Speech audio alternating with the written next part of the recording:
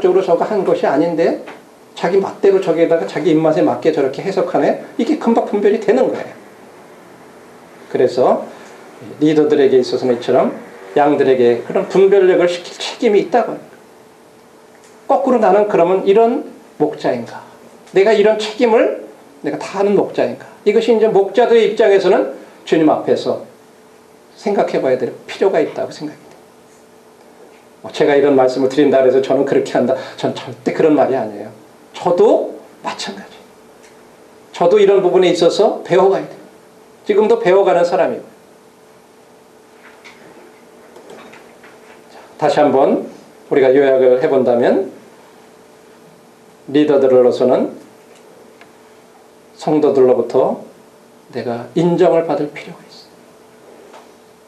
내 음성만 딱 들으면 성도들이 주목을 할 수 있는. 그렇게 하기 위해서는요, 내가 평소에 내 음성이요, 나를 위한 어떤 것을 얘기하는 것과 양들을 위해서 어떤 것을 얘기하는 것은요, 양들이 더 잘 알아요. 또 내가 내 생각을 이렇게 열심히 얘기하는지 아니면 성경에서 나오는 말을 얘기하는지 이것이 그거에 따라서 양들이 그것을 알아듣는 거예요. 그리고 인정하는 거예요. 그걸 책임이 바로 나에게 있다고 하는 거죠. 리더들에게. 그 다음에 성도들의 신뢰를 받는 일, 이것도 마찬가지예요. 내가 어떤 말을 한 거에 대해서 나도 그렇게 살아갈 때 성도들이 완벽하기 때문에 우리를 신뢰한다는 건 아니에요. 우리는 잘 생각하면 리더들은 완벽해야 된다. 어떤 흠도 없고 잘못도 없고. 절대 그렇지 않아요. 리더들에게도 얼마나 연약함이 많은데요. 실수도 많은데요. 그러나 중요한 건 그것을 인정할 줄 알고 나도 그래도 그런 연약함이 있다. 항상 그런 태도. 또 그런 걸 지적을 받더라도 그래 미안해. 그럴 수 있는 그런 자세. 이런 것이 있을 때 신뢰가 가는 거죠. 그리고 성도들을 좀 더 관심을 갖고 개인적으로 알고 또 영적으로도 집합적으로도 잘 영적으로도 분별을 해서 이게 거짓인지 참인지 이런 것들도 분별할 책임이 있고 앞서서 인도하는 그런 책임. 참 내가 어떤 어려움을 먼저 당하고 먼저 얻어맞고 어떤 그러고자 하는 각오들. 그리고 영적으로 이런 잘못된 것들에 대해서 들어올 때 그것을 분별할 수 있는 분별력 갖도록 이렇게 훈련하는 것. 이런 것들이 먼저 리더들의 책임이라고 하는 거예요. 이런 것들을 리더가 먼저 알게 될 때 올바른 리더십을 첫 번째 발휘할 수 있겠죠. 그걸 첫 번째 생각을 해봤고요. 두 번째로는 역할에 대한 이제 책임과 그 다음에 이 역할에 대한 어떤 중첩될 수 있는 부분도 있다고 생각이 돼요. 그럼 리더들이 역할을 올바로 이해하게 되려면 먼저 양들이 목자들에게 뭘 요구하고 있나 하는 것들을 이해할 때 그 원하는 것들을 해줄 수 있는 거예요. 그렇죠? 그래서 시편 23편 아까 그 1편이 아니라 23편이라고 말씀을 드렸는데 시편 23편을 보면 양들이 목자들에게 뭘 요구하는지를 잘 알 수가 있어요. 자, 우리 잘 아는 말씀이니까 한번 보죠. 여호와는 나의 목자시니 내가 부족함이 없으리로다. 그가 나를 푸른 초장에 누이시며 쉴만한 물가로 인도하시는도다. 내 영혼을 소생시키시고 자기 이름을 위하여 의의 길로 인도하시는도다. 내가 사망의 음침한 골짜기로 다닐지라도 해를 두려워하지 아니할 것은 주께서 나와 함께 하심이라. 주의 지팡이와 막대기가 나를 안위하시나이다. 다윗이 이 시를 쓴 건요, 자기가 양을 쳐봤기 때문에. 그래서 자기가 양하고 자기의 관계를 생각해 보면서 하나님하고 자기 관계를 이렇게 표현을 한 거예요, 사실. 첫 번째는 양들은 목자가 자기들을 이 푸른 초장에까지 인도를 해서 거기에 배부르게 먹이고 그래서 눕혀주기를 이렇게 원한다고 하는 거예요. 그가 나를 푸른 초장에 누이시며 다윗이 주님과의 관계를 이렇게 이렇게 시로 표현을 하면서 마치 자기가 양들을 끌고 다니면서 어떤 풀가루다 인도를 해간 그것을 이렇게 생각하면서 그래 하나님도 나를 이렇게 인도를 하시는구나 하는 걸 지금 노래한 거죠. 이 말 속에 우리는 양들은 목자들에게 그걸 원하는 거예요. 왜? 자, 여러분들이 양에 대한 특성을 공부를 해보면요 아주 재미난 게 참 많아요. 양들은 시력이 굉장히 안 좋아요. 멀리 보질 못해요. 잘 가까운 것밖에. 그렇기 때문에 목자를 쫄쫄쫄 따라가지 않으면 자기들이 먹는 것도 못 찾아요. 그 다음에 한번 길을 잃으면 이렇게 멀리 보이면 저쪽으로 가는구나 하고 막 따라올 수도 있는데 못 쫓아와요. 찾아오지도 못해요. 그 양은 진짜 목자가 없으면요 이건 죽을 수밖에 없어요. 그래서 푸른 초장에 풀 있는 대로 이렇게 인도해 주기를 원하는데 아까도 말씀드렸지만요 우리가 생각하는 이런 평평한 땅에 막 풀들이 자라는 그런 데가 아니에요. 사막이에요. 여러분들이 한번 진짜 기회가 되시면 저는 한번 여러분들 꼭 가보시도록 권해요. 하나님 말씀 경험할 수 있는 이 이스라엘 테마학습 지금 올해 5번째 가요. 이미 다 마감돼가지고 이제 더 이상 함께 갈 수는 없는데 이미 48명이 더 이상 갈 수가 없어요. 그런 데를 이렇게 가면 이런 경험을 다 해요. 가서 이런 사막도 걸어보고 사막에서 자보기도 하고 텐트 속에서 이스라엘 백성들이 출애굽했던 거 이런 것도 다 경험도 해봐요. 그리고 이런 광야에서 사는 삶, 이런 목동들의 삶 이런 거 다 경험해 볼 수 있어요. 바로 그러면 거기 보면요 신기하게도요 그 사막 중에도 물줄기가 나오는 데들이 있어요. 그리고 그중 이렇게 골짜기 같은 데들은요 그런 물들이 밑으로 흘러내려가요.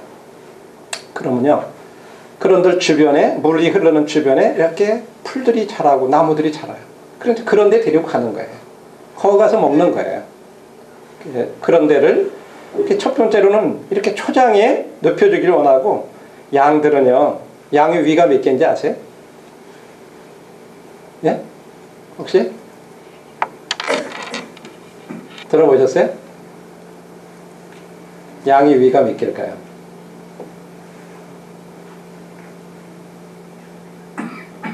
제가 숙제로 내드려야 돼요.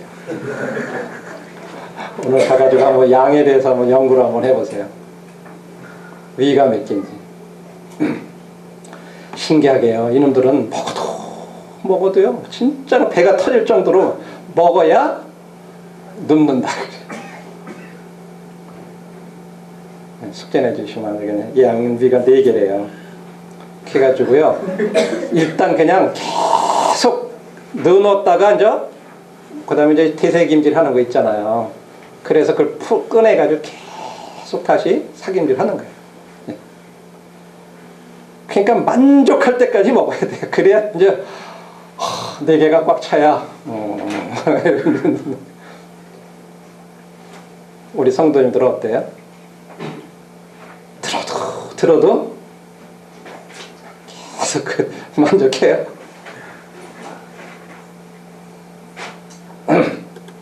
그 다음에 쉴만한 물가로 인도하시는도다. 푸른 초장에 누이시고 쉴만한 물가로 인도. 아까도 말씀드렸잖아요. 쉴만한 물가로 인도한다는 게 그냥요 우리들이 평평한 평지에 시냇물이 흘러가는 그런 데가 아니에요. 저 밑에 계곡까지 내려가야만 물을 먹을 수 있어요. 그러면요 이 계곡에는요 또 양들만 물 먹어요? 아무리 사막이기 때문에 야생짐승들도 전적으로 물을 먹기 위해서 어디 살아요? 저 계곡 밑에 굴 같은 데 살게 마련이에요.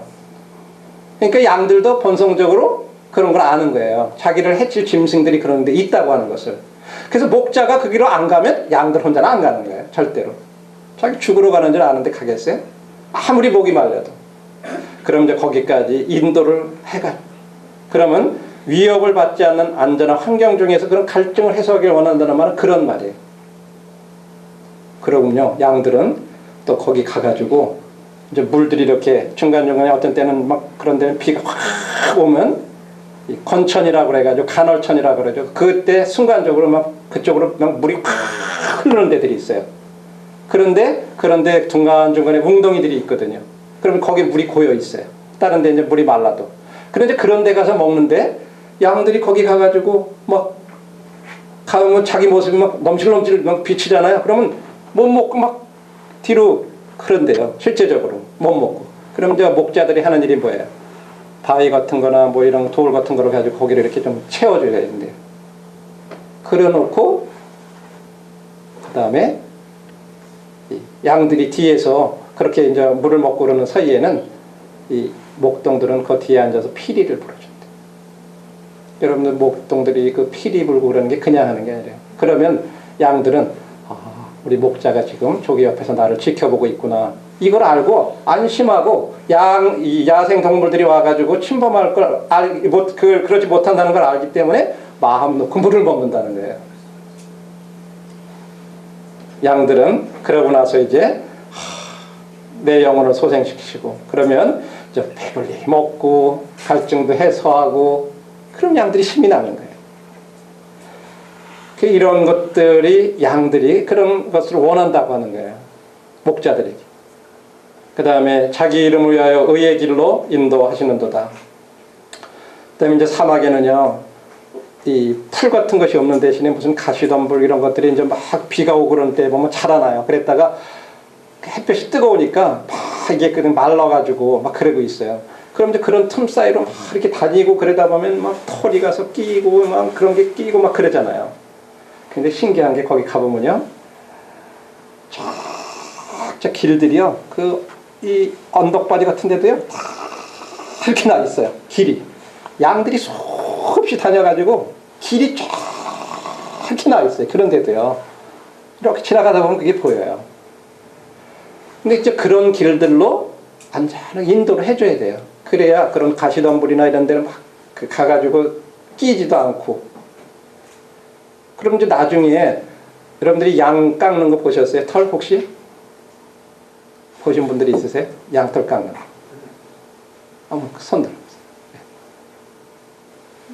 어떻게 하던가요? 막 그냥 자꾸 깎으려고 그러면 막 도망치던가요? 네? 어떻게 해요?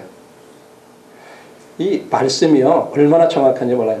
털 깎는 자 앞에 잠잠한 양같이 이사야서 53장에 보면 그런 말씀이 나오죠. 우리 주님이 털 깎는 자 앞에 잠잠한 양같이 이 표현이요 진짜 그대로예요.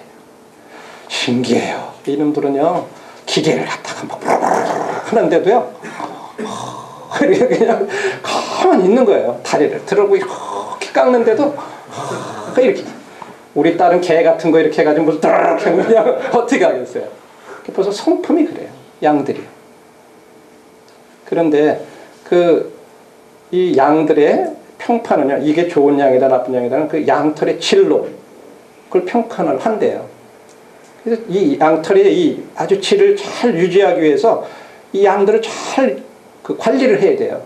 이거는 양들의 어떤 평판 문제일 뿐만 아니라 목자의 평판하고도 이름하고도 관계가 돼 있어요.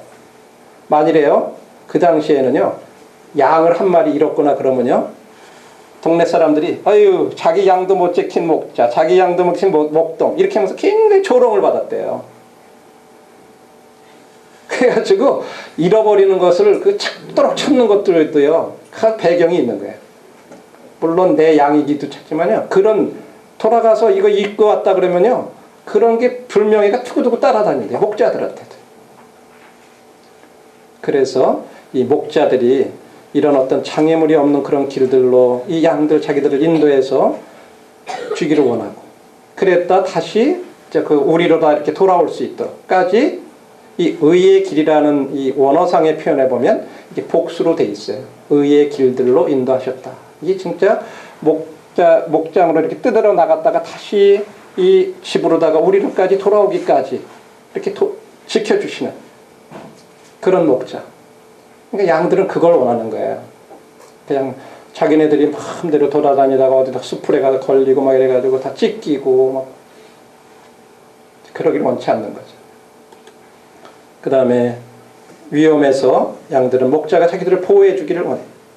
내가 사망의 음침한 골짜기로 다닐지라도 해를